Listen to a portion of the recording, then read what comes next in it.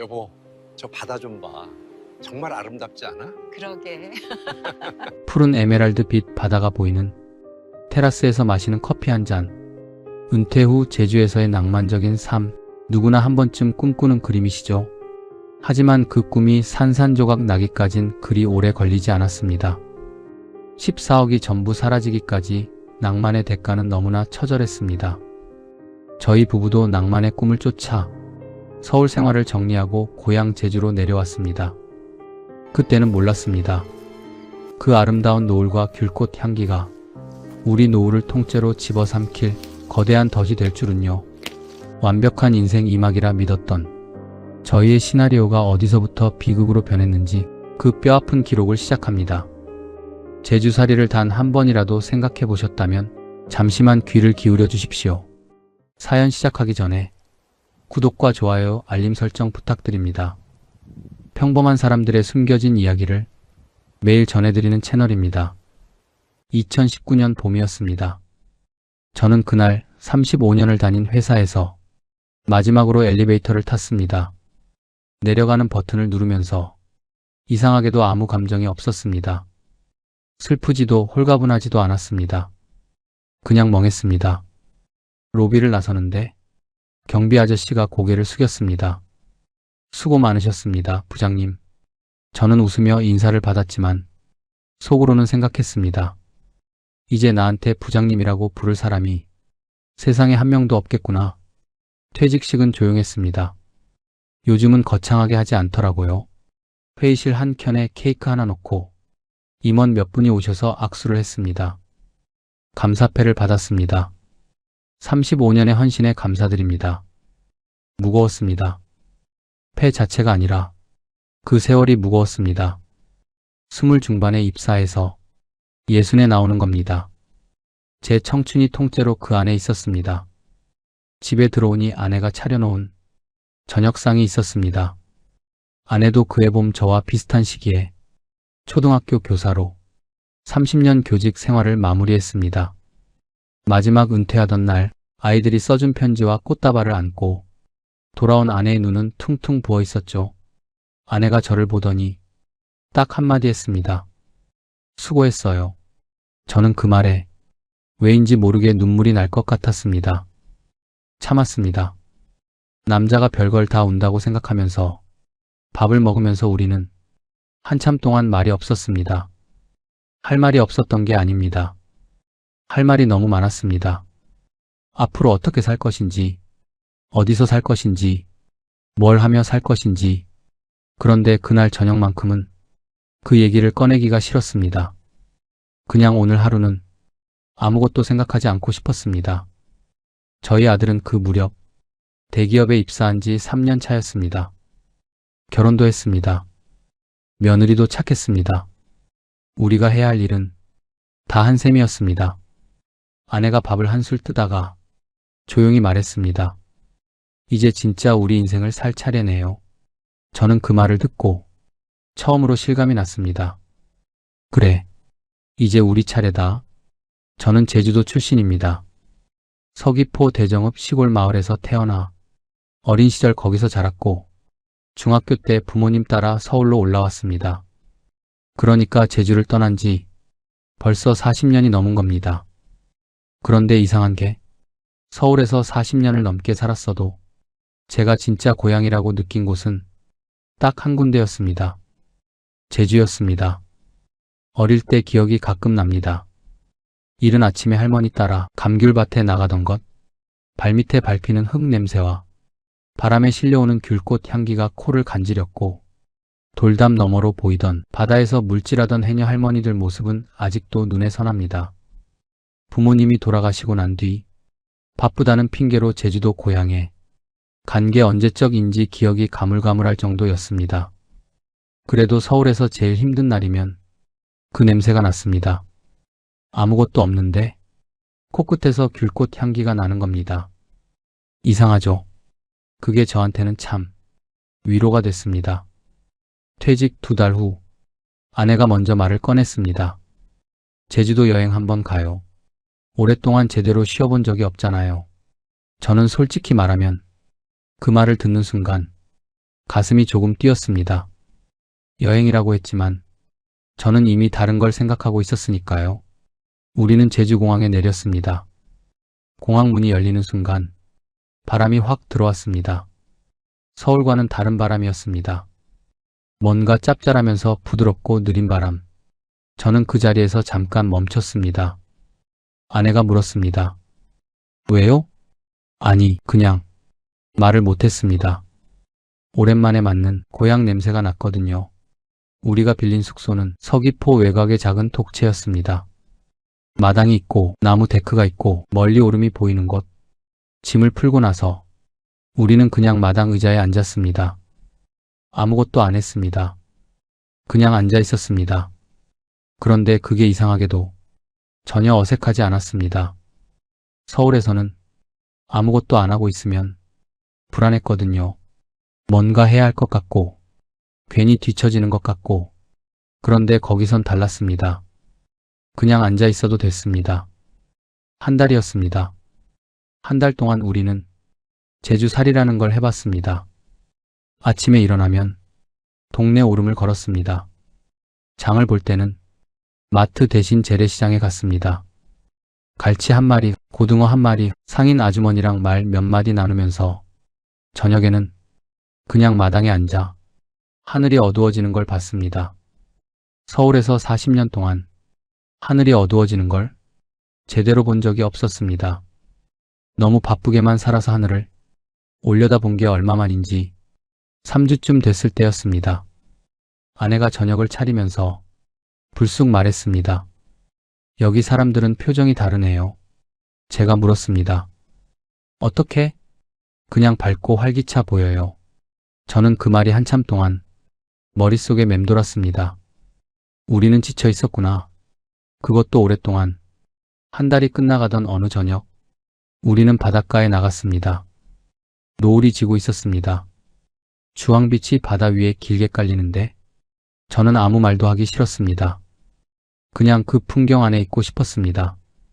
한참을 서 있다가 저도 모르게 말이 나왔습니다. 여보, 우리 그냥 여기서 살면 어떨까? 아내가 저를 봤습니다. 한참 동안 말이 없었습니다. 제가 덧붙였습니다. 우리 아파트 팔면 어느 정도 돈이 되잖아.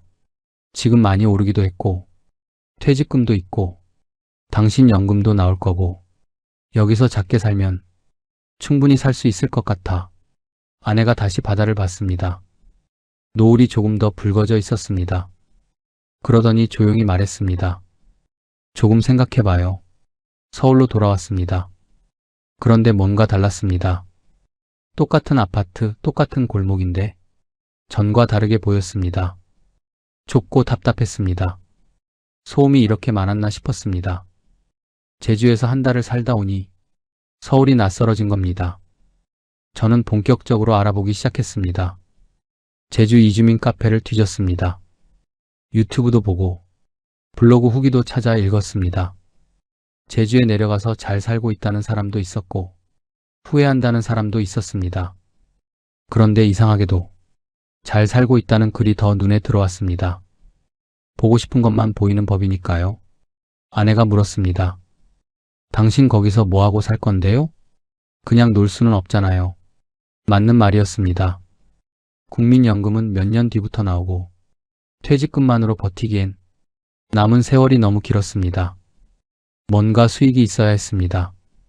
그때 아내가 꺼낸 말이 임대 수익이었습니다. 이건 어때요? 제주 관광객이 해마다 늘잖아요. 집 한 채 임대용으로 굴리면 생활비는 나오지 않을까요? 저는 그 말이 솔깃했습니다. 그렇게 우리의 계획은 조금씩 모양을 갖추기 시작했습니다. 제주 이주를 결심하고 나서 우리가 제일 먼저 한 일은 현지 부동산을 알아보는 것이었습니다. 인터넷으로만 보기엔 한계가 있었고 직접 가서 눈으로 봐야 감이 올 것 같다는 아내의 말에 저도 동의했습니다. 저희는 주말에 다시 제주로 내려갔습니다. 공인중개사 사무소는 제주 시내 큰 길가에 있었습니다. 유리문을 열고 들어가니 50대로 보이는 중개인이 반갑게 일어났습니다. 어서 오세요. 연락 주셨던 분이시죠? 자리에 앉자마자 차를 내왔습니다. 능숙한 손놀림이었습니다. 사람을 많이 맞아본 사람의 움직임. 중개인이 먼저 말을 꺼냈습니다. 요즘 은퇴하시고 제주살이 오시는 분들 정말 많아요. 저는 그 말이 기분 좋게 들렸습니다. 우리만 이런 생각을 하는 게 아니구나. 많은 사람들이 같은 선택을 하고 있구나. 중개인이 설명을 이어갔습니다. 지금 제주 부동산이 호황기거든요. 외국인 관광객도 해마다 늘고 있고 중국 자본도 계속 들어오고 있어요. 지금 사두시면 가격도 오릅니다. 임대 수익의 시세 차이까지 2마리 토끼를 다 잡으실 수 있어요.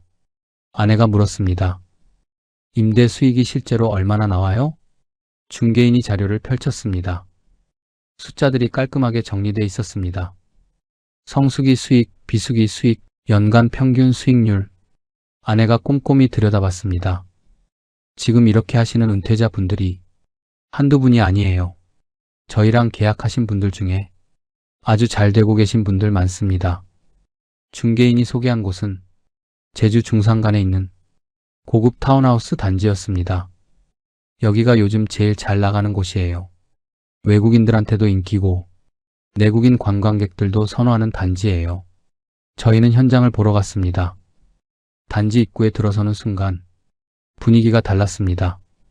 잘 조성된 조경, 깔끔하게 포장된 진입로, 각 동마다 제주 현무암으로 마감한 외벽, 분양 직원이 나와서 우리를 안내했습니다. 젊고 말이 유창한 여직원이었습니다. 이쪽으로 오시죠. 전망이 제일 좋은 동 먼저 보여드릴게요. 테라스에 올라섰습니다. 눈앞에 오름이 펼쳐졌습니다. 완만한 능선이 하늘과 맞닿아 있었고 따뜻한 바람이 불어왔습니다. 저는 그 순간 아무 말도 못했습니다. 풍경이 너무나 아름다웠거든요. 한참 뒤에 아내가 작게 말했습니다. 여기다 하고 말했습니다. 제가 먼저 하려던 말을 아내가 먼저. 분양 직원의 설명이 시작됐습니다. 이 단지는 외국인 투자이민 수요가 꾸준히 있는 지역입니다. 중국 자본이 제주 부동산에 지속적으로 유입되고 있고 앞으로도 그 흐름은 이어질 겁니다. 국내 관광객도 마찬가지예요. 제주 방문객이 해마다 증가하고 있어서 이 단지 임대는 공실이 날 수가 없는 구조예요. 공실이 날 수가 없는 구조. 그 말이 머릿속에 박혔습니다. 사무실로 돌아와 본격적인 상담이 시작됐습니다. 분양 직원이 자료를 펼쳤습니다. 단지 구성, 평형, 가격, 임대 수익 시뮬레이션. 숫자들이 그럴듯했습니다. 아내가 자료를 보다가 조용히 저한테 말했습니다. 2채 어때요? 한 채는 우리 살 집, 한 채는 임대용으로. 저는 잠깐 생각했습니다. 2채. 처음엔 욕심 같다는 생각도 들었습니다. 한 채당 7억, 2채면 14억. 그런데 숫자를 보니 임대 수익으로 생활비가 나오고 대출 이자도 감당이 될 것 같았습니다. 그게 좋겠다. 아내가 분양 직원에게 물었습니다. 2채 사면 다주택자 되는 거잖아요. 취득세 중과나 종부세는 어떻게 되나요? 분양 직원이 답했습니다. 명의를 나누시면 한 채는 남편분 명의, 한 채는 아내분 명의로 하시면 각각 1주택으로 보거든요. 그렇게 하시는 분들 많으세요. 그 말은 반은 맞고 반은 틀린 말이었습니다. 우리에겐 예비비 3억이 있으니 세금이 나오더라도 투자 비용이라 생각하자며 대수롭지 않게 넘겼습니다.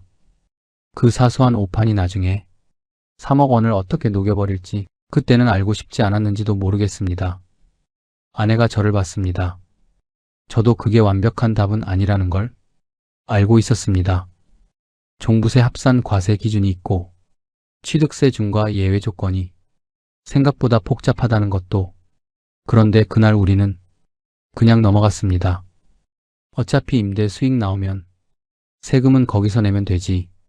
아내가 그렇게 말했고 저도 고개를 끄덕였습니다. 머리로는 알면서도 불편한 숫자는 보고 싶지 않았던 겁니다. 임대사업자 등록 얘기도 나왔습니다. 단기 임대로 운영하실 거면 사업자 등록하셔야 하는데 저희 쪽에서 안내해 드릴게요. 그건 나중에 알아보죠. 당장 할 건 아니라서요. 아내가 그렇게 말하고 화제를 넘겼습니다. 그 나중에 얼마나 빨리 오는지 그날은 몰랐습니다. 계약을 결정하기 전 우리는 숙소로 돌아와 마주 앉았습니다. 아내가 노트를 꺼냈습니다. 서울 아파트 매각 예상가, 퇴직금 합산, 두 채 분양가, 필요 대출 규모, 월 이자, 예상 임대 수익, 숫자들을 나란히 적어 내려갔습니다. 될 것 같아요. 아내가 말했습니다. 저도 들여다봤습니다. 빠듯하지만 저희의 계획대로만 된다면 충분히 굴러가는 구조였습니다. 그래, 하자 해보자.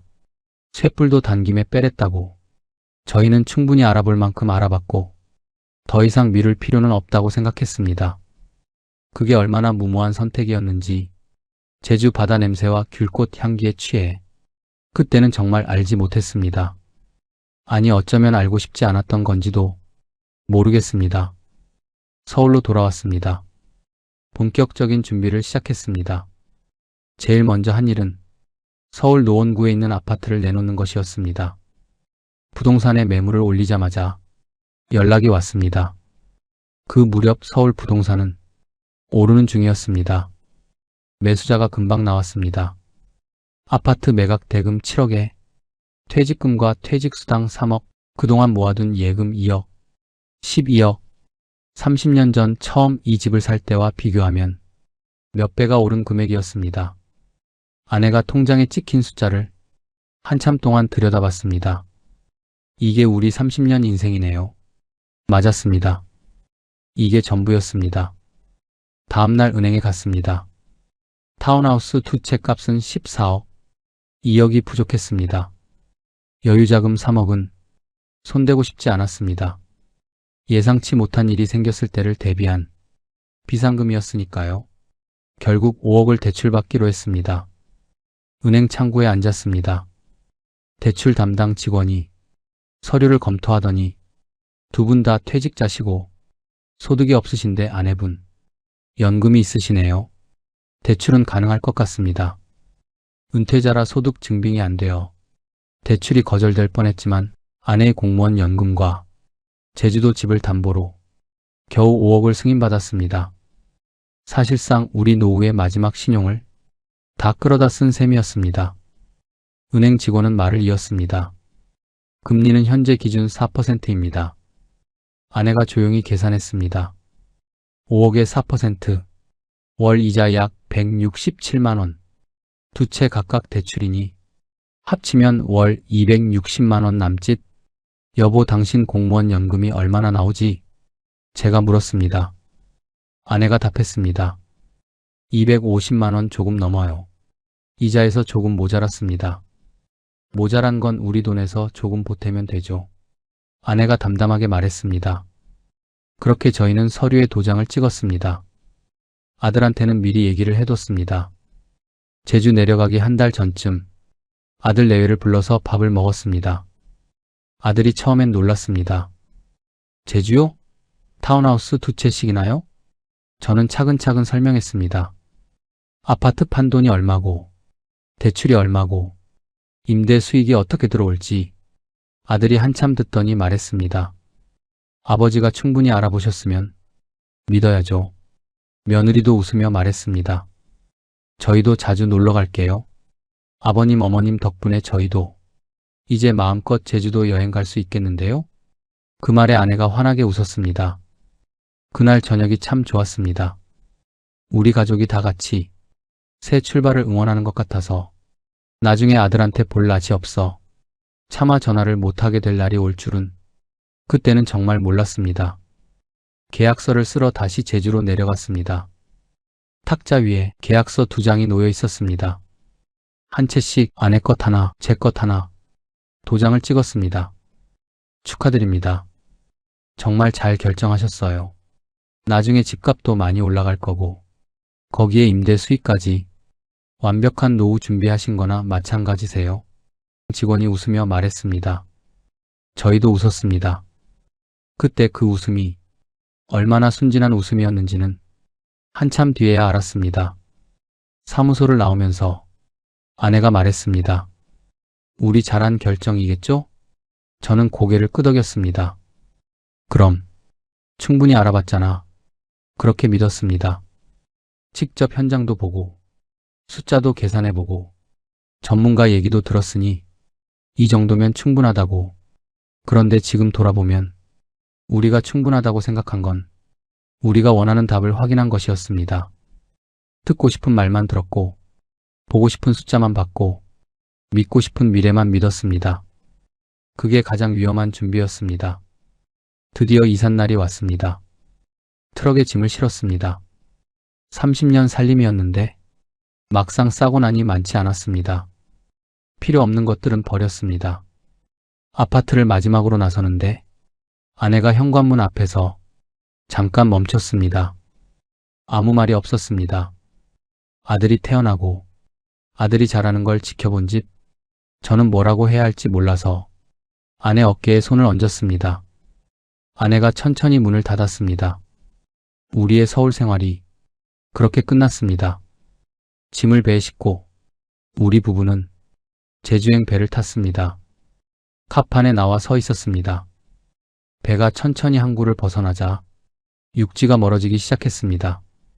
아내가 난간을 잡고 생각이 많아진 듯 바다를 바라봤습니다. 저는 반대편을 봤습니다. 제주도가 있는 쪽을.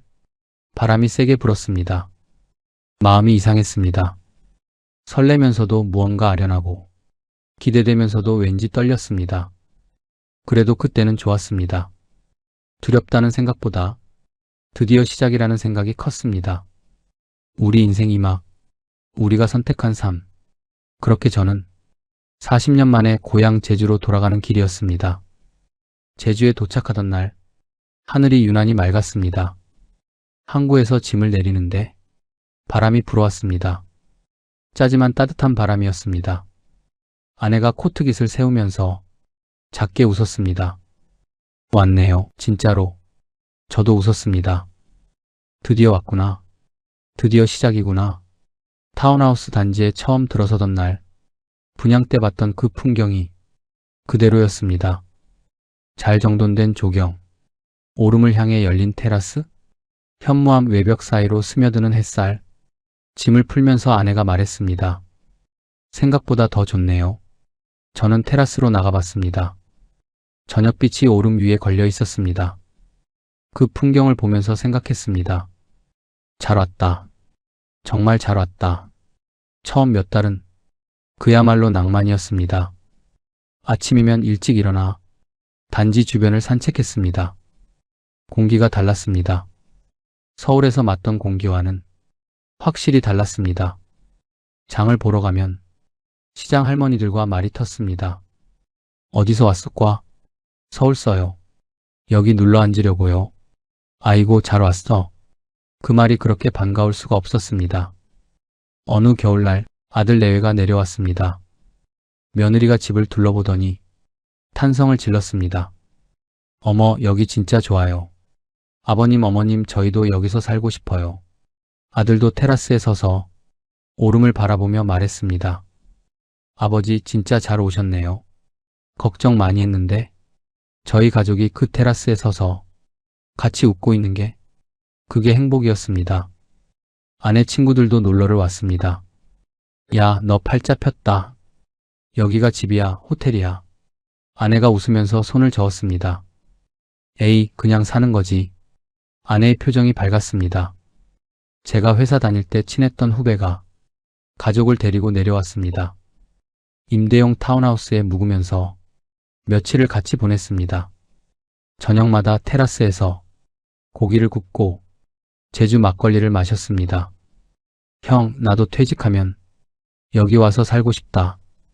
후배가 그렇게 말했을 때 저는 껄껄 웃었습니다. 그때가 제일 행복했던 시간이었던 것 같아요. 그렇게 꿈 같은 시간이 흐른 뒤 저희는 점점 현실로 돌아왔어요. 어느 날 아내가 통장을 들여다보다가 조용히 말했습니다. 여보, 우리 지금 한 달에 얼마씩 쓰고 있는지 알아요? 저는 대충 알고 있었습니다. 대출 이자 260만 원, 두 채 관리비, 두 채 공과금, 생활비 임대용 집은 지인들한테 빌려주고 있었으니 수입이 따로 없었습니다. 전부 여유자금에서 나가고 있었습니다. 아내가 노트를 펼쳤습니다. 우리 제주 내려오고 그동안 여유자금 3억에서 8천만 원 가까이 나갔어요. 저는 그 숫자를 듣고 말이 없었습니다. 이대로 가면 2년도 안 돼서 여유자금이 바닥난다는 계산이 나왔습니다. 우리 이제 진짜 임대 줘야겠어요. 아내가 먼저 꺼낸 말이었습니다. 저도 같은 생각이었습니다. 원래 계획이 그거였으니까요. 지인들한테 빌려주는 건 낭만이지 수익이 아니었습니다. 본격적으로 손님을 받아야 했습니다. 숙박업 사업자를 내는 문제를 알아보기 시작했습니다. 그런데 알아볼수록 복잡한 것들이 나왔습니다. 농어촌민박업으로 등록하려면 실거주 원칙이 있었습니다. 임대용 집에 우리가 살지 않으면 민박업 등록 자체가 안 됐습니다. 제주도에 와서 보낸 기간들이 돈은 썼지만 그 와중에 불행 중 다행이었어요. 그런데 또 다른 문제는 사업자를 내는 순간 예상치 못한 곳에서 터졌습니다. 건강보험이었습니다. 저는 아들 밑에 피부양자로 들어가 있었습니다. 그런데 사업자를 내고 단 1원이라도 소득이 잡히는 순간 피부양자 자격이 박탈된다는 걸 그때서야 제대로 알았습니다. 낭만에 홀려 정작 중요한 부분을 간과하고 있었다는 현실에 불안감이 물밀듯 밀려왔습니다. 명의를 나눴으니 각자 1주택이라고 생각했는데 종합부동산세 합산 과세 기준에 두 채가 걸렸습니다. 재산세도 따로 나왔습니다. 아내가 여유자금으로 내면 되지라고 했던 그 세금들이 한꺼번에 현실로 쏟아졌습니다. 그런데 이렇게 한꺼번에 오니 숨이 막혔어요. 그래도 손님이 오기 시작했습니다. 예약 사이트에 올리자마자 문의가 들어왔습니다. 첫 손님은 서울에서 내려온 신혼부부, 체크인을 하러 온 부부가 집을 둘러보더니 환하게 웃었습니다. 너무 예뻐요. 아내가 저를 보며 되긴 되네요 하고 말했어요. 저도 고개를 끄덕였습니다. 예약은 주말에도 꽉 찼습니다. 평일도 나쁘지 않았습니다. 드디어 굴러가기 시작하는구나. 그렇게 생각했습니다. 그리고 한 달 뒤 건강보험 고지서를 보는데 눈이 커졌습니다. 14억짜리 집 두 채를 가진 지역가입자 건강보험료가 한 달에 수십만 원이었습니다. 아내가 고지서를 들고 한참 동안 말이 없었습니다. 임대 수익보다 건보료가 더 많이 나오겠네요. 틀린 말이 아니었습니다. 배보다 배꼽이 큰 상황이었습니다. 2020년 초 중국 우한에서 알 수 없는 폐렴이 퍼지고 있다고 뉴스에 나왔습니다. 저는 그 뉴스를 보면서 크게 신경 쓰지 않았어요. 별일 있겠어. 아내도 그렇게 말했습니다. 그런데 달랐어요. 별일 아니겠거니 지나가겠거니 생각했던 코로나는 점점 더 심해졌어요. 2월부터 예약 취소 문자가 들어오기 시작했습니다. 처음엔 하나, 그 다음 날엔 둘, 예약이 전부 취소됐습니다. 아내가 예약 사이트를 들여다보며 말했어요. 3월 예약도 다 빠지고 있어요. 저는 애써 태연하게 말했습니다. 잠깐이겠지. 잠깐이 아니었습니다. 코로나19라는 이름이 붙었습니다. 제주공항이 멈추고 관광객이 사라졌습니다. 임대 수익 0원. 그런데 나가는 돈은 그대로. 대출 이자 260만 원. 건강보험료 수십만 원. 관리비 공과금 생활비 재산세. 매달 고정으로 나가는 돈이 수입 한 푼 없이 그냥 빠져나갔습니다. 아내가 가계부를 덮으며 조용히 말했습니다. 이번 달도 여유자금에서 꺼내야겠어요. 저는 고개를 끄덕였습니다. 어쩔 수 없지 곧 끝날 거야. 5월, 6월 매달 반복이었습니다. 여유자금은 빠른 속도로 줄어들고 있었어요. 그해 겨울, 단지에 크리스마스 장식을 다는 집이 거의 없었습니다. 1년 전 이맘때 아들 내외와 함께 다 같이 웃었던 그 테라스에 저 혼자 나와 섰어요. 오름은 그대로였습니다. 아무것도 변하지 않은 것처럼 그 자리에 있었습니다. 그런데 뭔가 달랐습니다. 1년 전에 봤던 그 풍경인데 1년 전과 같은 느낌이 아니었습니다. 바람이 차가워 저는 안으로 들어왔습니다. 아내가 가계부를 보고 있었습니다.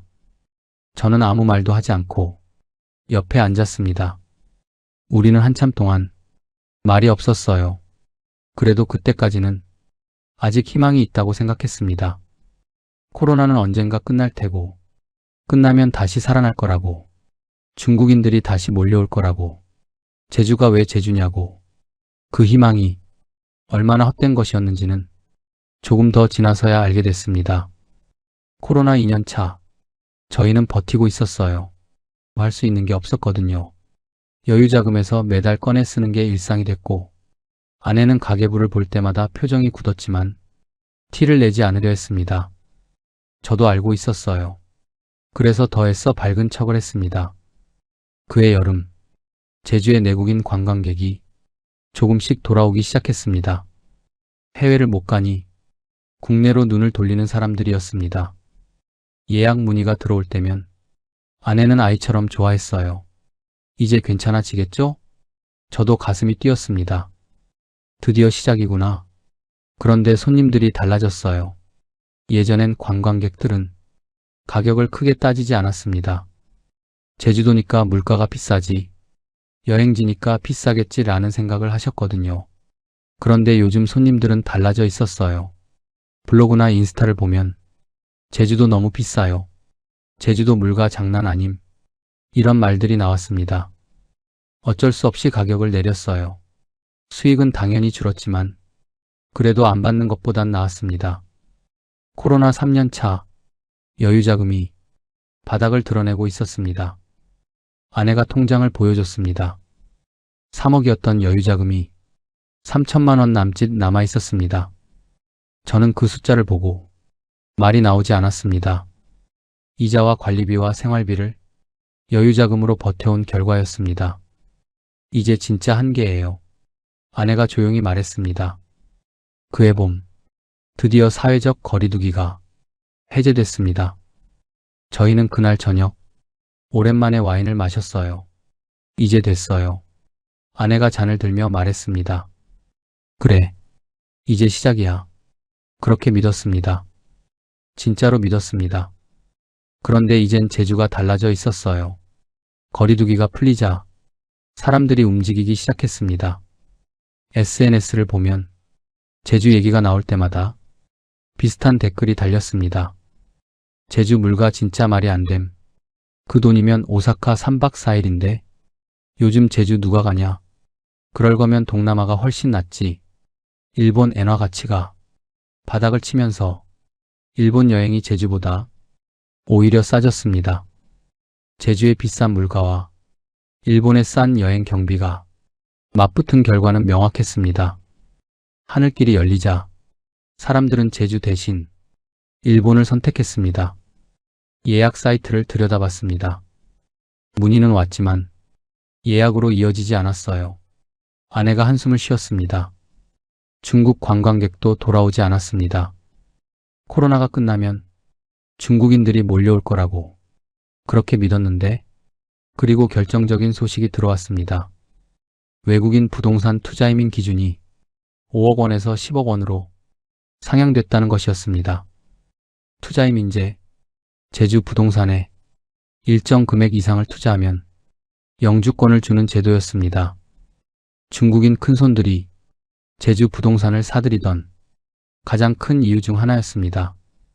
분양 직원이 그렇게 자신 있게 말하던 외국인 투자이민 수요, 그 기준이 2배로 올랐습니다. 잠재적 매수자들이 한꺼번에 사라진 겁니다. 중개사에게 전화를 했습니다. 처음엔 매물 시세를 물어보려고 걸었던 전화였습니다. 중개사가 하는 말이 요즘 중산간 타운하우스? 매물이 너무 많아요.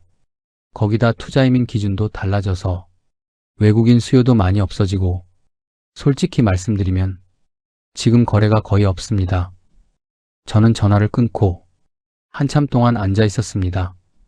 저녁에 아내가 예약 사이트를 닫으면서 조용히 말했습니다. 여보, 우리 이거 잘못된 거 아닐까요?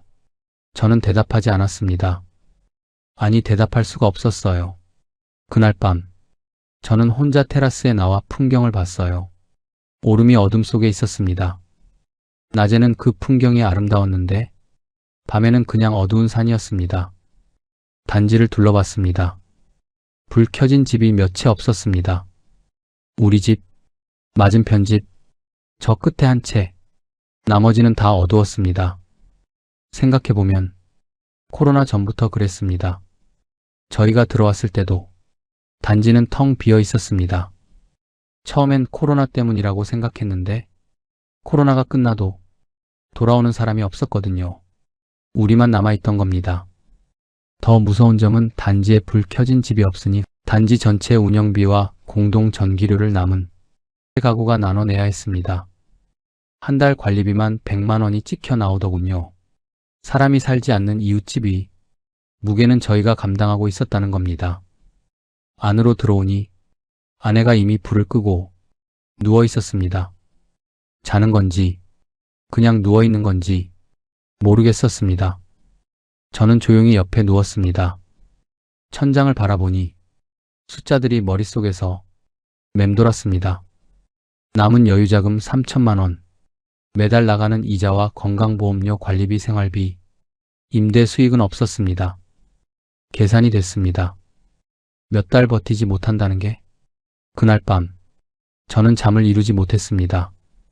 코로나만 끝나면 된다고 했는데, 중국인들이 다시 온다고 했는데, 제주가 살아난다고 했는데 아무것도 우리 생각대로 되지 않았습니다. 우리의 황금빛 시나리오는 완전히 다른 이야기가 돼 있었습니다.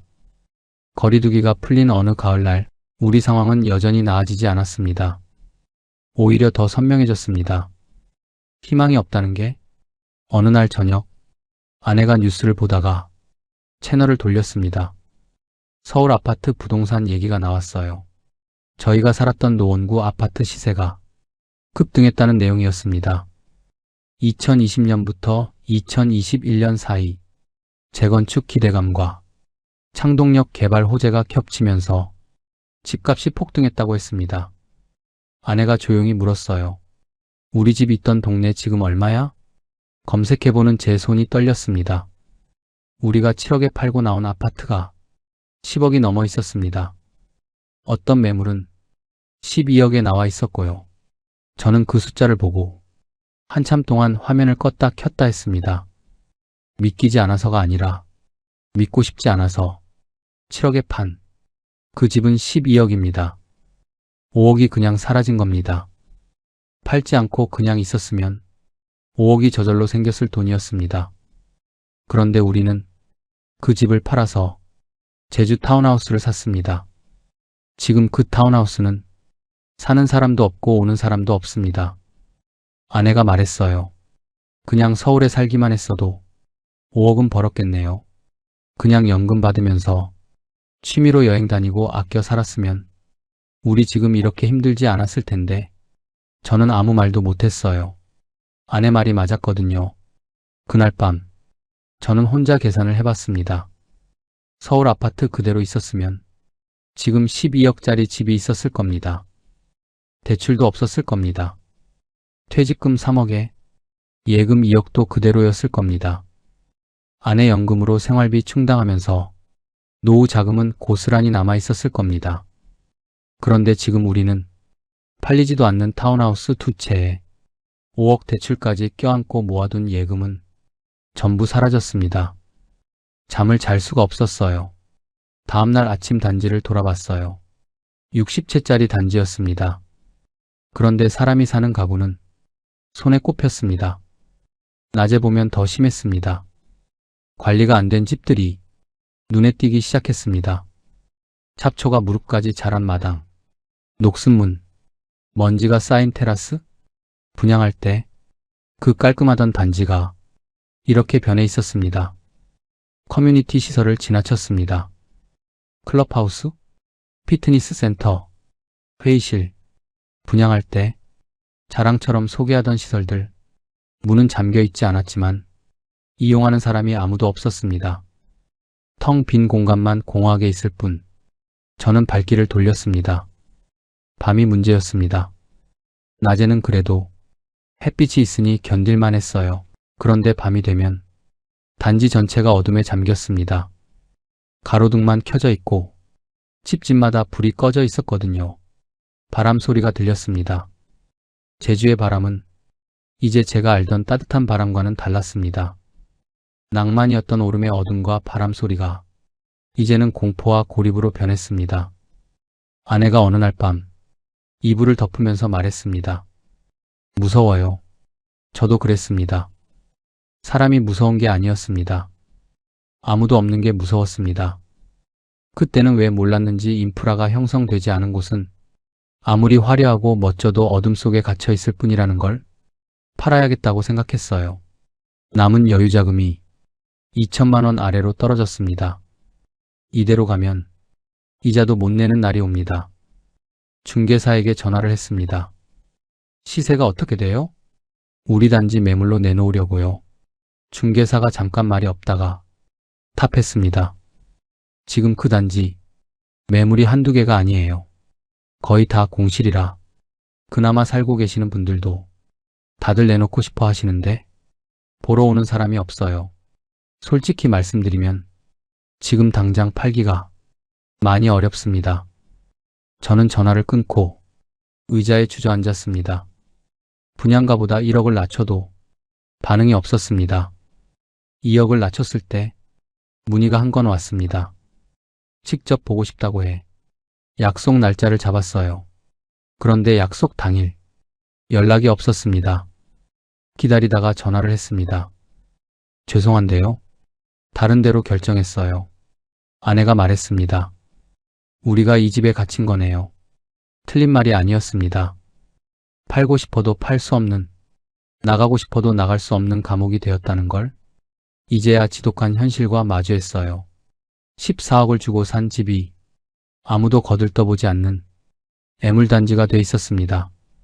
어느 날 오후 마당에 혼자 앉아 맞은편 집 마당에 잡초가 허리까지 자라 있는 걸 보았어요.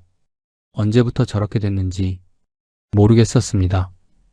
저는 그 잡초를 보면서 오래된 기억이 났습니다. 분양 직원이 웃으면서 했던 말, 이 단지는 공실이 날 수가 없는 구조예요. 공실이 날 수가 없는 구조. 지금 눈앞에 있는 건 공실이 아니었습니다. 폐허였습니다. 서울 아파트를 팔지 않았으면, 제주로 내려오지 않았으면, 타운하우스 2채가 아니라 한 채만 샀으면, 아니면 아예 사지 않았으면 머릿속에서 수없이 되감기를 해봐도 아무 소용없다는 걸 압니다. 이미 일어난 일이었고 돌이킬 수 없는 일이라는 것도.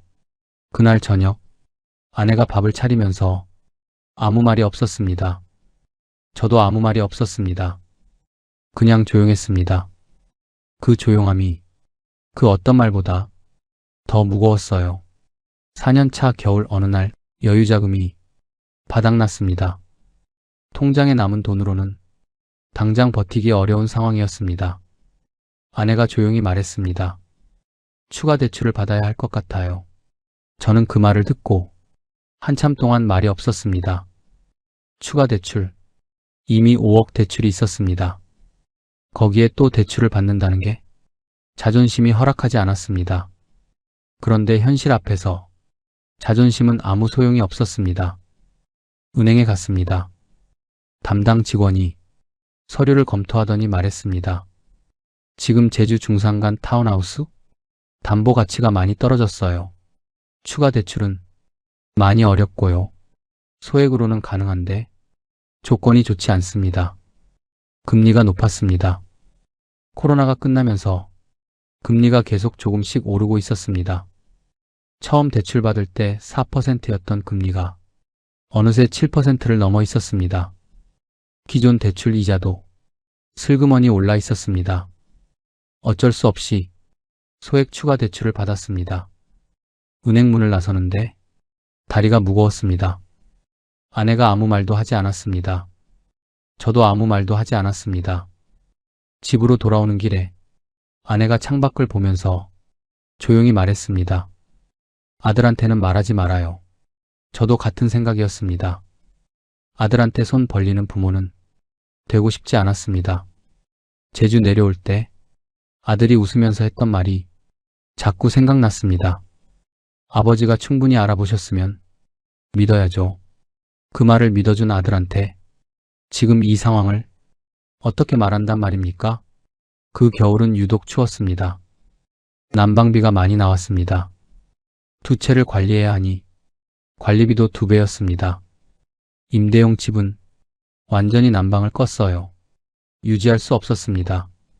생활비를 아무리 아끼고 아껴도 안 됐어요. 더 이상은 추가 대출로 숨통을 틔웠지만 그것도 잠깐이었습니다. 숫자는 거짓말을 하지 않았습니다. 어느 저녁 아내가 말했어요. 당신이 고향 오자고 해서 이 지경이 됐잖아요. 저는 아무 말도 하지 않았어요. 변명을 하려다가 입을 닫았습니다. 아내가 틀린 말을 한 게 아니었으니까요. 제가 먼저 제안했고 제 고향이었습니다. 아내는 따라온 겁니다. 그게 더 괴로웠습니다. 밖으로 나와 단지 돌담 옆에 혼자 앉았습니다. 하늘을 올려다보니 별이 많았습니다. 서울에서는 보지 못하던 하늘 그리고 별. 제주에 처음 왔을 때 이 별을 보면서 잘 왔다고 생각했습니다. 지금은 그냥 봐도 예쁘지 않았어요. 이제는 서울 하늘에서 바라본 별과 다르지 않아 보였거든요. 핸드폰을 꺼내 아들 번호를 눌렀다가 껐습니다. 다시 눌렀다가 또 껐습니다. 몇 번을 반복했어요. 결국 전화를 하지 못했습니다. 이 나이에 아들한테 이런 전화를 하는 아버지가 되고 싶지 않았습니다. 한참 뒤에 안으로 들어왔습니다. 아내가 불을 끄지 않고 기다리고 있었어요. 눈이 빨개져 있었습니다. 저는 아내 앞에 조용히 앉았습니다. 한참 동안 서로 말이 없었어요. 아내가 먼저 입을 열었습니다. 미안해요. 같이 결정한 건데. 저는 고개를 저었습니다. 아니야, 당신 말이 맞아. 우리는 그날 밤 오랫동안 얘기를 했습니다. 감정을 다 꺼내놓고 현실을 다시 들여다봤습니다. 숫자는 냉정했습니다. 추가 대출까지 받았지만 이 상황이 나아질 기미가 없었습니다. 임대 수익은 없고 나가는 돈은 멈추지 않고 집은 팔리지 않았습니다. 아내가 말했습니다. 팔아야 해요. 얼마에든. 저도 알고 있었습니다. 그래, 팔자. 다음 날 중개사에게 전화를 했습니다. 2채 다 내놓겠습니다. 가격은 최대한 낮춰볼게요. 중개사가 말했습니다. 지금 시장이 많이 안 좋아서요. 그래도 최선을 다해볼게요. 기다렸습니다. 한 달이 지나도 연락이 없었습니다. 2달이 지나 문의가 한 건 왔는데 가격이 맞지 않았습니다. 3달이 지났습니다. 해가 지나 봄이 왔어요. 중개사에게서 연락이 왔습니다. 임대용으로 쓰시던 집에 관심 있는 분이 계세요. 가격이 많이 낮긴 한데 한번 만나보시겠어요? 만났습니다. 40대 남자였습니다. 그가 제시한 가격을 들었습니다. 분양가보다 4억이 낮은 가격이었습니다. 저는 속으로 숨을 들이켰습니다. 살 때는 7억, 팔 때는 3억. 그게 그냥 사라지는 겁니다. 아내와 밤새 얘기했습니다. 이 가격에 팔아야 할까요? 버티면 더 오를까요? 더 낮아지면 어떡하죠? 답이 없었습니다. 그런데 한 가지는 분명했습니다. 지금 이 상태로 더 버티면 손실이 더 커진다는 것. 다음 날 아침 아내가 말했습니다. 팔아요. 더 늦기 전에. 저는 고개를 끄덕였습니다. 중개사에게 전화를 했습니다. 그 가격에 하겠습니다. 계약서를 쓰는 날이었습니다. 탁자 위에 서류가 놓였습니다. 분양가보다 낮은 숫자가 거기 적혀 있었어요. 아내가 펜을 들다가 손이 잠깐 멈췄습니다. 그리고 도장을 찍고 나서 아내는 고개를 숙였습니다. 저는 아내 손을 가만히 잡아줬어요. 아내가 소리 없이 울었습니다. 한 채가 나갔습니다. 그런데 거주용 집은 여전히 팔리지 않았습니다. 중개사가 말했습니다. 한 채 나간 게 어디예요? 거주용은 좀 더 기다려봐야 할 것 같아요.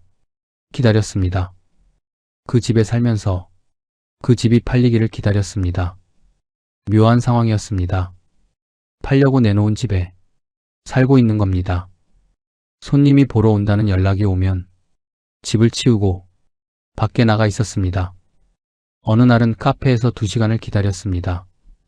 돌아와서 중개사한테 물었습니다. 어떻게 됐어요? 마음에 들어 하시는 것 같은데 아직 결정을 못 하시는 것 같아요. 그렇게 또 몇 달이 지났습니다. 드디어 연락이 왔습니다. 사겠다는 분 나타났어요. 가격은 2억 5천만 원 하시는데요. 임대용보다 5천만 원 더 낮은 가격이었습니다. 저는 잠깐 눈을 감았습니다. 두 채 합산 5억 5천, 14억에 샀던 집이 그 돈을 받으려고 4년을 피 말리며 버텼나 싶어 중개업소를 나오는데 다리에 힘이 풀려 주저앉을 뻔했어요. 그래도 팔기로 했습니다. 더 기다릴 여력이 없었습니다. 계약서를 쓰는 날 사무소를 나오면서 아내가 말했습니다. 이제 어떻게 해야 할까요?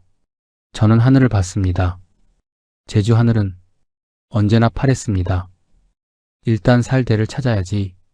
아내가 고개를 끄덕였습니다. 눈물이 날 것 같았지만 참았습니다. 울 기운도 없었습니다. 두 채가 다 나갔습니다. 손에 남은 건 대출을 갚고 나서 얼마 되지 않는 돈이었습니다. 서울에서 30년 넘게 모은 것들이 제주에서 4년 만에 이렇게 됐습니다.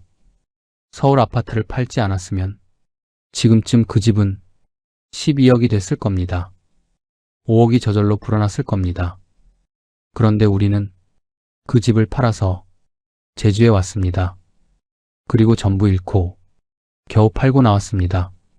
앞뒤로 계산하면 10억이 넘는 돈이 공중으로 사라진 겁니다. 그 숫자를 떠올리면 지금도 가슴이 먹먹합니다. 저는 낭만을 사려다가 노후를 잃었습니다. 그날 밤 아들에게 전화가 왔습니다. 아버지, 별일 없으시죠? 제주도는 따뜻하겠네요. 저는 목구멍까지 차오르는 울음을 삼키며 대답했습니다. 응, 여긴 아주 따뜻하다. 걱정 마라. 거짓말이 일상이 된 노후, 그게 가장 비참했습니다. 집이 팔리고 나서 우리는 갈 곳이 없었습니다. 서울에 돌아갈 집도 없어졌어요. 돌아간다 해도 지금 손에 쥔 돈으로는 서울에서 전세도 쉽지 않을 것 같았어요. 아내가 말했습니다. 제주에 있자. 서울 가봤자 아는 사람들 눈치만 보이고 저도 같은 생각이었습니다. 제주가 싫어진 건 아니었거든요. 제주 외곽에 월세방을 구했습니다. 방 2개짜리 작고 아담한 단독주택이었습니다. 마당도 있었어요. 좁고 오래된 마당이었지만 그래도 괜찮았어요. 지금 우리 형편에 맞는 집이었습니다. 이삿날 타운하우스에서 짐을 쌌습니다. 필요 없는 건 다 팔았어요. 테라스에 서서 처음 왔을 때 풍경을 보면서 잘 왔다고 했던 날이 생각났어요. 트럭이 단지를 빠져나갔습니다. 저는 뒤를 돌아보지 않았어요. 아내와 아무 말도 서로 하지 않았습니다. 월세방에 짐을 풀었습니다. 타운하우스에 비하면 턱없이 좁았습니다. 그런데 이상하게도 답답하지 않았어요. 내 형편에 맞는 공간이라는 게 느껴졌거든요. 아내가 주방을 둘러보더니 말했습니다. 여기도 살만하네요. 저는 그 말이 참 고마웠습니다. 돈이 얼마 남지 않았습니다. 아내 연금이 나왔지만 월세와 생활비를 빼면 빠듯했습니다. 다행히 이제 저도 연금이 나옵니다. 그래도 쉴 순 없었어요. 뭔가를 해야 했습니다. 저는 아직 60 중반, 몸이 성한 나이였습니다. 제주에 살다 보니 감귤 농장 일손이 부족하다는 걸 알게 됐어요. 수확철이 되면 일당을 주고 사람을 쓴다고 제주살이하는 지인에게 들었습니다. 아내한테 말했습니다. 나 감귤 농장 일 나가볼게. 아내가 저를 봤어요. 잠깐 말이 없었습니다. 몸 괜찮겠어요? 다행히 남은 건 건강뿐이네. 하며 저는 웃었습니다. 다음 날 새벽, 알람이 울렸습니다. 저는 조용히 일어났습니다. 아내가 눈을 뜨지 않도록 최대한 소리를 내지 않고 세면을 하고 두꺼운 옷을 입었습니다. 감귤 농장까지 차로 20분. 도착하니 이미 몇 명이 와 있었습니다. 저와 비슷해 보이는 남자들이었습니다. 농장 주인이 저를 보더니 말했습니다. 처음이에요? 감귤 따는 거 해봤어요? 아니요. 처음입니다. 그래요. 일단 해봐요. 어렵지 않아요. 해가 뜨기 전부터 시작했습니다. 감귤나무 사이를 다니며 익은 감귤을 땄습니다. 처음엔 어렵지 않았습니다. 그런데 1시간이 지나니 허리가 아팠습니다. 2시간이 지나니 무릎도 아팠습니다. 감귤 상자가 생각보다 무거웠습니다. 35년 동안 책상 앞에 앉아있던 몸이었습니다. 차트를 보던 손으로 감귤 상자를 들었습니다. 회의실에서 보고서를 넘기던 손이 이제 감귤을 따고 있었습니다. 이상하다는 생각은 들지 않았습니다. 그냥 해야 하는 일이었습니다.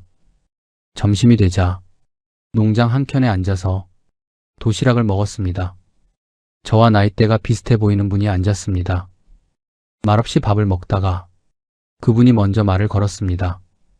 어디서 왔어요? 서울 서요. 여기 내려온 지는 4년 됐습니다. 할아버지가 고개를 끄덕였습니다. 저도 원래는 부산서 사업했는데 여기 온 지 10년 됐어요. 우리는 밥을 먹으면서 한참 얘기를 했습니다. 그분도 사업이 잘못돼서 제주로 내려왔다고 했습니다. 처음엔 창피했어. 이 나이에 이게 뭐냐 싶고, 근데 지금은 그냥 살아. 이게 내 삶이니까. 저는 그 말을 듣고 아무 말도 못했습니다. 오후가 됐습니다. 허리가 많이 아팠습니다. 해가 기울기 시작할 때 일이 끝났습니다. 농장 주인이 일당을 손에 쥐어줬습니다. 많지 않은 돈이었습니다. 그런데 이상하게도 그 돈이 무겁게 느껴졌습니다. 아내도 일을 시작했습니다. 인근 펜션 청소 아르바이트였습니다. 손님이 머물다 간 방을 정리하고 화장실을 청소하는 일이었습니다. 30년 교직 생활을 한 사람이 남이 쓰다 간 자리를 치우는 겁니다. 아이들을 가르치던 손으로 타일을 닦는 겁니다. 저녁에 아내가 돌아왔습니다. 손이 거칠어져 있었습니다. 저녁 밥을 먹으면서 아내가 물었습니다. 오늘 힘들었어요? 응. 당신은? 저도요. 잠깐 말이 없었습니다. 그러다가 아내가 작게 웃었습니다. 그래도 밥은 넘어가네요. 저도 웃었어요. 그러게 이상했습니다. 타운하우스에 살 때는 걱정이 너무 많아서 밥맛이 없었습니다. 그런데 지금은 하루 종일 몸을 쓰고 지쳐 들어와서 그런지 밥이 넘어갔습니다. 소소한 대화를 나눴어요. 오늘 농장에서 만난 사람 얘기, 펜션 손님이 남기고 간 메모 얘기, 점심 반찬이 맛있다는 얘기, 별거 아닌 얘기들이었습니다. 그런데 오랜만이었습니다. 우리가 이렇게 밥상에서 얘기를 나눈 게. 저녁 밥을 먹고 마당에 나와 앉았습니다. 하늘에 별이 가득했습니다. 타운하우스 테라스에서 보던 그 별들이었습니다. 똑같은 하늘이었어요. 그런데 느낌이 달랐습니다. 타운하우스에서 볼 때는 저 별들이 차갑게 느껴졌습니다. 지금은 예쁜 별이었습니다. 아내가 나와 제 옆에 앉아 하늘을 같이 봤습니다. 한참 동안 말이 없다가 아내가 조용히 말했습니다. 우리 별 보는 거 한동안 못했네요. 저는 고개를 끄덕였습니다. 그러게 잃은 게 많았습니다. 돈도 잃었습니다. 자존심도 잃었습니다. 시간도 잃었습니다. 그런데 그날 밤 마당에 앉아서 별을 보면서 이상하게도 조금 괜찮았습니다. 비참하지 않았습니다. 아직 우리가 여기 있다는 게, 아직 우리가 같이 있다는 게, 그게 조금 위로가 됐거든요. 그해 겨울이 지나고 봄이 왔습니다. 제주의 봄은 역시 아름다웠습니다. 유채꽃이 피었습니다. 바람에 노란 꽃잎이 흔들리는 걸 마당에서 바라봤습니다. 이 풍경만큼은 변하지 않았습니다. 돈을 잃어도, 자존심이 꺾여도 봄은 그냥 왔습니다. 어느 날 아침, 아내가 밥을 하면서 혼잣말처럼 말했습니다. 물가가 더 오른 것 같네. 기름값이 육지보다 비쌌고 식자재도 마찬가지였습니다. 섬이니까 당연한 겁니다. 배로 들여와야 하니 뭐든 값이 올라가는 겁니다. 한 달살이 할 때는 몰랐습니다. 아니, 느끼지 못했습니다. 여행자의 눈으로 보면 비싼 물가도 낭만의 일부였습니다. 좋은 재료로 만든 제주 음식이라고 생각했습니다. 그런데 이주를 하고 나서는 달랐습니다. 매일 기름을 넣어야 했어요. 차가 없으면 이동하기가 힘든 곳이니까요. 여행자의 한 달과 생활인의 한 달은 완전히 달랐습니다. 여행 왔을 때는 이런 거 몰랐네요. 한 달살이는 소비였습니다. 불편한 게 있어도 곧 떠날 테니 참을 수 있었거든요. 비싸도 여행 경비니까 됐다고 생각했어요. 불편해도 낭만이었습니다. 그런데 이주는 달랐어요. 생존이었습니다. 그 차이를 우리는 너무 늦게 알았습니다. 돌아보면 우리가 한 실수들이 보입니다. 충분히 알아봤다고 생각했어요. 누구나 할 수 있는 생각들이었어요. 그런데 그것들이 한꺼번에 겹쳤을 때 걷잡을 수 없게 됐습니다. 유동 인구가 없는 곳에서 임대업을 한다는 것, 수익률 숫자만 보고 그 숫자가 만들어진 조건은 보지 않은 것, 세금과 건보료를 알면서도 안일하게 넘긴 것, 시장이 바뀔 수 있다는 걸 생각하지 않은 것, 한 달살이의 낭만을 이주의 현실과 같다고 착각한 것, 그 중에서 제가 제일 후회하는 건 따로 있습니다. 돌아갈 곳을 없애버린 것입니다. 서울 아파트를 팔지 않았으면 일단 전세를 놓고 제주에서 1년을 살아보고 결정했으면 어땠을까? 그랬으면 돌아갈 수 있었습니다. 그런데 우리는 한 번에 다 걸었습니다. 퇴로를 없애버렸습니다. 은퇴 후 자산은 공격적으로 불리는 게 아니라 지키는 것이라는 걸 그때는 몰랐습니다. 아니, 모르는 척하고 싶었을까요? 제주살이를 꿈꾸는 분들께 감히 한 말씀 드리고 싶습니다. 제주의 바다와 풍경은 정말 아름답습니다. 그건 지금도 변함이 없습니다. 그런데 아름다운 곳에서 사는 것과 아름다운 곳으로 여행 가는 것은 다릅니다. 한 달살이가 좋았다면 한 번 더 해보십시오. 계절을 바꿔서 겨울에도 살아보십시오. 여름 습도도 겪어보십시오. 그리고 나서 결정해도 늦지 않습니다. 부동산 투자를 생각하신다면 수익률 숫자는 가장 좋은 조건일 때의 숫자입니다. 그 숫자 뒤에 무엇이 있는지를 보십시오. 유동인구가 있는지, 수요가 있는지, 인프라가 형성된 곳인지, 시장이 외부 변수에 얼마나 취약한지, 그리고 무엇보다 그게 안 됐을 때 버틸 수 있는 여력이 있는지. 은퇴 후 자산은 버는 게 아니라 지키는 겁니다. 조금 덜 벌더라도 잃지 않는 쪽이 훨씬 중요합니다. 저는 그걸 너무 비싼 수업료를 내고 배웠습니다. 지금 저희는 제주 외곽 작은 월세방에 삽니다. 화려하지 않습니다.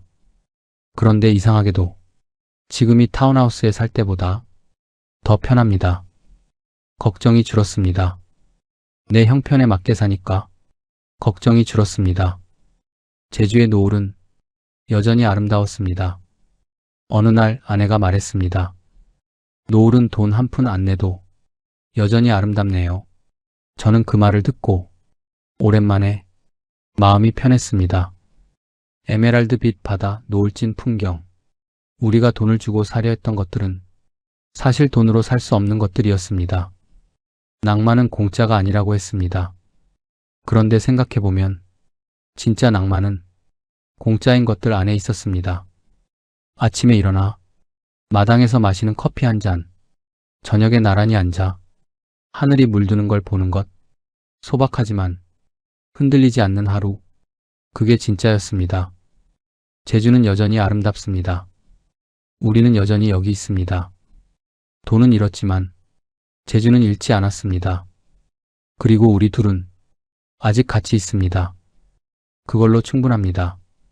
제 이야기가 조금이나마 와닿으셨다면 구독과 좋아요 버튼으로 응원 부탁드립니다. 여러분의 노후에 평안이 깃들기를 진심으로 기원합니다. 끝까지 시청해주셔서 감사합니다.